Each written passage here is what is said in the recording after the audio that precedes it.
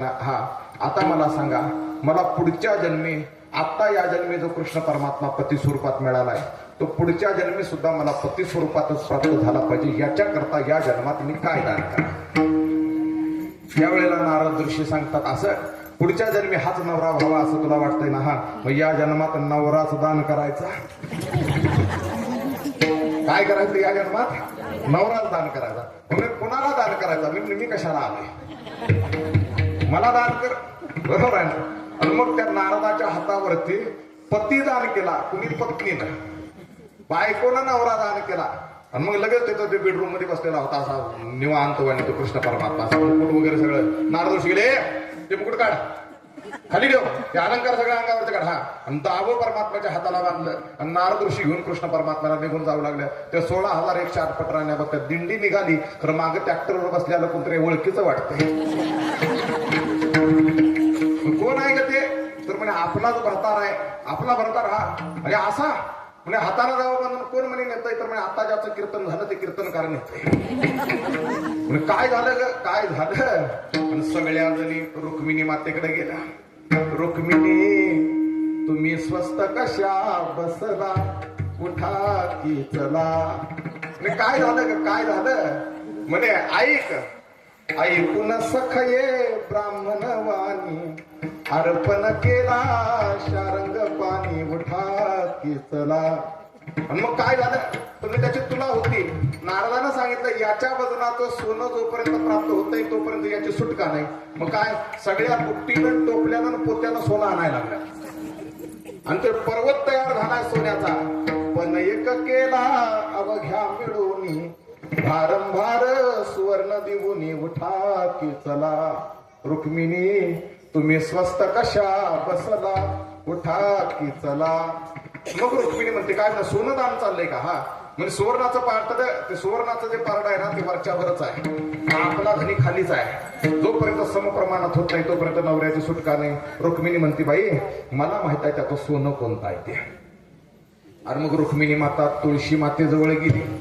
तुळशी मातेला तिनं प्रदक्षिणा मारली आणि प्रदक्षिणा मारून तुळशी मातेला असा हात पुढे केला बरं का, आणि पान मागून घेतलं.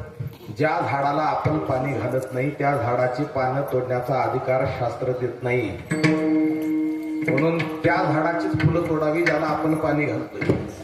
बरोबर आहे का नाही? नाहीतर एवढी वंगाळ जात आहे महाराजी. आता मला सांगा, सरणावर पडणार आहे, सगळीच पडणार आहे. एका माणसाला जाळायला किती मन लाकडं लागतात हो? 9 बरोबर आहे ना? किती झाडं लावल्यात सांगा. एका माणसाला जाळायला जर 9 मन लाकूड लागत असत, त्या 9 मनाची व्यवस्था करून ठेवली आहे का? किती झाडं लावल्यात आपण? लाकडा जाळायचा अधिकार काय प्राप्त? बरोबर आहे का? म्हणून मुक्तीला प्राप्त होत. आणि मोक्ष या संकल्पना लय लांब. वारी करतोय म्हणून झालं नाही का नुसतं? हे काही होत नाही यानं. बरोबर, तुका म्हणे नको वर पंग देवा, घ्यावी माझी सेवा भाव शुद्ध. अंतकरणातनं किती भजला हे महत्वाचं. आणि पापाची पुण्याची व्याख्या करत असताना परपिढे परम पापन परोपकार परम पुण्य सांगितलंय. आपले कोणतंही कर्म दुसऱ्याला दुःख देत असेल तर ते पाप, आणि आपण केलेलं कर्म दुसऱ्याला सुख देत असेल तर ते पुण्य म्हटलं. ही पुण्याची आणि पापाची सगळ्या शास्त्रात व्याख्या सांगितली. सगळ्या शास्त्रात व्याख्या सांगितली पुण्याची पापाची. नाहीतर काही काही असे सुद्धा आहेत महाराज की मोठे मोठे रामायणाचार्य भागवताचार्य झाले पण तरी सुद्धा पिशाच्याच्या योनीला प्राप्त झाले. तरी सुद्धा भूत झाली. का भूत झाली? कारण वर मध्यातलं कळलं नाही. म्हणून शुद्ध चोर बरा, चोऱ्या करणारा चोर. आमचे बाबा सांगत असतात, चोऱ्या करणारा चोर बरा. कारण अज्ञानात चोऱ्या होतात. पण आपण कीर्तन प्रवचन ऐकून ज्ञानी झालो, पाप पुण्याची भाषा समजती तरी पाप करतोय. तरी आपली पाप करणं काय आहे? चालूच आहे. म्हणून ज्या झाडाला पाणी घालत नाही त्याचं पान तोडण्याचा अधिकार नाही. वटा पुढे केला, पदर पुढे केला, तुळशी मातेला पान मागून घेतलं. तुळशी मातेला म्हणाली, बाई आम्ही तर या जन्मात त्याच्या व्रतारिणी झालो, या जन्मात आम्ही त्याच्याशी लग्न केलं. तुझं तर वर्षाला त्याच्यासोबत लग्न होतंय आणि तुझाच मालक मुक्त करायचा आहे. याच्याकरता तुझं तुळशीचं पान दे. तुळशी मातेने एक पत्र रुक्मिणी मातेच्या पदरात टाकलं. रुक्मिणी माता असं ते पदरातनं ते तुळशी पत्र घेऊन आली आणि या सगळ्या 16,000 म्हणा लागल्या. बुट्टीनं सोनं आणलं तरी पारडं खाली होत नाही. हे पोकळा पदर घेऊन निघाली. या रकमेने काय म्हणे त्या पदार्थ काय म्हणे खरं सोनं आहे म्हणे. खरं सोनं बघितलं तर त्यात काहीच नव्हतं, तुळशीचं एक पान म्हणे. सगळं सोनं बाजूला काढा सगळं सोनं बाजूला म्हणे. आणि ते सगळं पारड्यातलं सोनं बाजूला काढलं. भगवंताची परिक्रमा आखली, बुक्का देवालाही लावला आणि तुळशीच्या पानालाही बुक्का लावला. आणि ते तुळशीचं पत्र त्या पारड्यात जसं ठेवलं, माधव झाला बरोबरीचा उठा किचला. बरोबरीचा माधव झाला. एका तुळशीचं एवढंच तुळशी पत्राची महिमा. म्हणून भगवंताला आवडणारी गोष्ट म्हणजे तुळस आहे. तुळस ज्या ठिकाणी नाही तो पिंड भगवंत स्वीकारत नाही. म्हणून कंठामध्ये तुळशीची माळ धारण करा बाबांनो. कंठामध्ये ज्या ठिकाणी तुळशीची माळ धारण खाली, मग मेल्यानंतर तुळशी पत्र मुखात टाकायची गरज नाही बरं का. नाहीतर ज्यांना आयुष्यभर कोंबड्या हाणल्या त्याच्या मुखात कोंबडीचे पकड टाका ना. तुळशीचे पानं कशाला? तुळशीचे पानं काय करणार? त्याला मोक्ष प्राप्त होणार आहे का?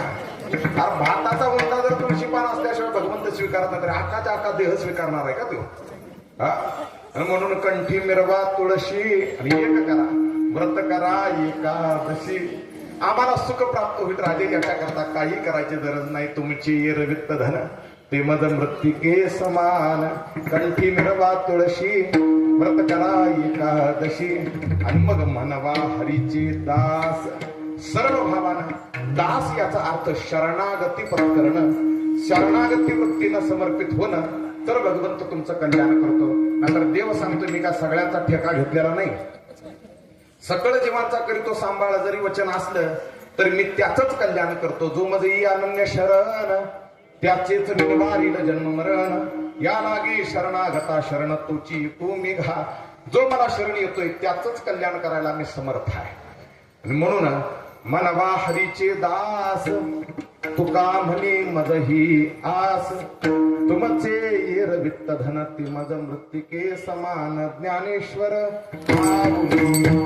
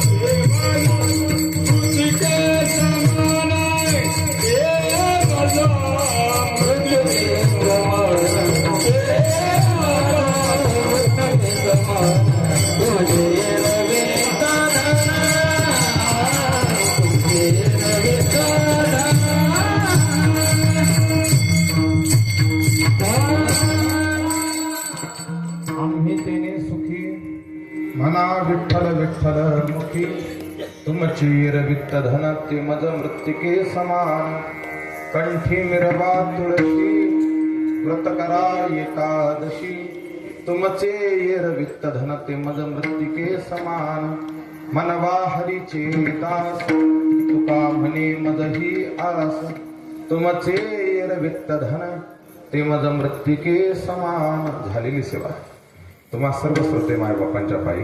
बालक कवी तो तरी बाता हर्षित मन पितवारू माता या नयानं. बालकाची वाणी बोबडी असते पण श्रोता हा वक्त्याचा मायबाप म्हटलेला म्हणून बालकाची बोबडी वाणी त्यांना अंतकरणामध्ये धरावी. ते चुकीचं ते बोलण्याचा दोष जे चांगलं ते गुरु अनुभवातनं प्राप्त झालेलं समजावं. आणि आज या विठ्ठल मंदिरामध्ये हा सेवेचा योग आला. पाहिलं गेलं तर सिद्धनेरली कागद तालुक्यातलं गाव आहे. तिथं जगद्गुरु तुकोबार यांची जीवनचरित्र कथा 7 ते 9 या वेळेत रोज चालू आहे. आजचा द्वितीय दिवस होता पण आजची कथा 1 तास आवरली. 6:30 चालू केली. 8:15 पर्यंत कथा घेतली. लगोलग निघालो. गाडीतच फेटा वगैरे बांधला. या ठिकाणी सेवेला हजर. दुसरी सेवा या मंदिरात प्राप्त करून दिल्याबद्दल सर्व देवस्थान कमिटी जे कोणी ट्रस्ट मंडळ आहे त्यांचा आभारी.